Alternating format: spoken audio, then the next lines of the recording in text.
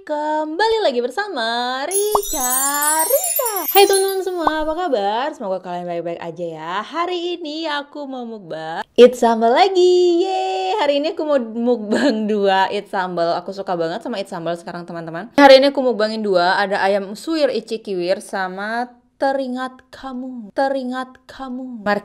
Mari kita buka. Ini aku buka yang ayam suwir ici-kiwir ya loh. Ayam suwir ici-kiwir dan teringat kamu. Wow. Teringat kamu. Jadi teman-teman, sebenarnya ini aku tadi angetinnya kelamaan, jadi dia agak gosong. Oke, buat teman-teman yang lagi nonton jangan lupa ambil cemilannya dulu supaya kalian nonton aku, kalian ngiler, jadi kita bisa makan bareng deh. Sebelum mulai makan, kita harus berdoa dulu. Berdoa sama-sama ya. Berdoa, mulai. Selesai. Ayamnya, telurnya, aduk. Selamat makan.